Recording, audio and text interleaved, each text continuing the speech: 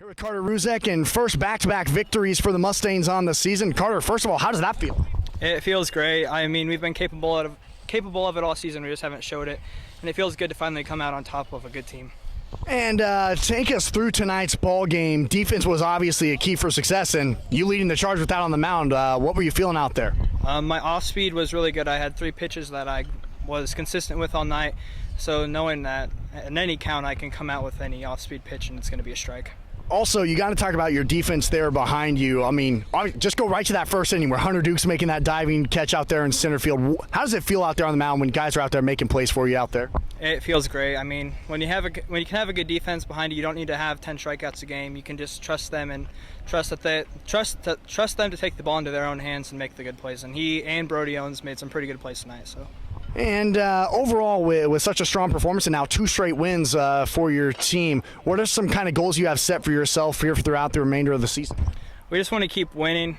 State would be a great thing, but we just want to keep winning and keep playing some good baseball. Congrats on the win, man. Here with head coach Brett Roberts and back-to-back victories for the Mustangs. First of all, Coach, how does that feel to have a little bit of a win streak?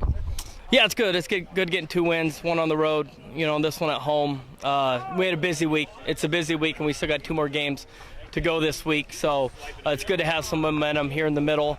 It's good to get a win at home, Hawkeye 10 win against a bigger school. So yeah, it feels good to get 2 wins in a row. This one feels better than the last one.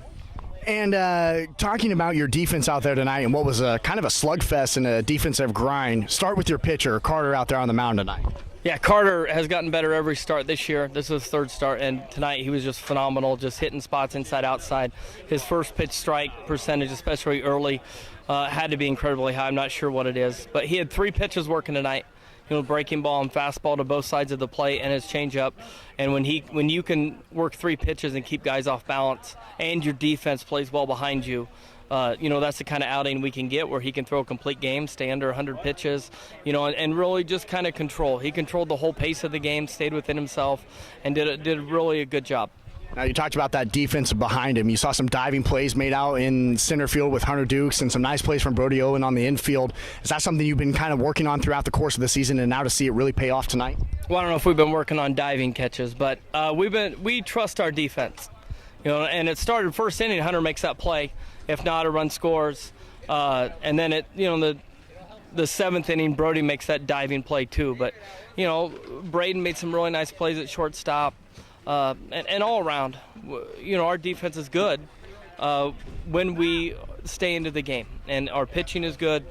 When our pitching is good, our defense seems to be better. And we just had momentum on that side today and did a really good job of just making plays when we needed to. Not making all the plays, but when we needed to make plays, it seemed like we did.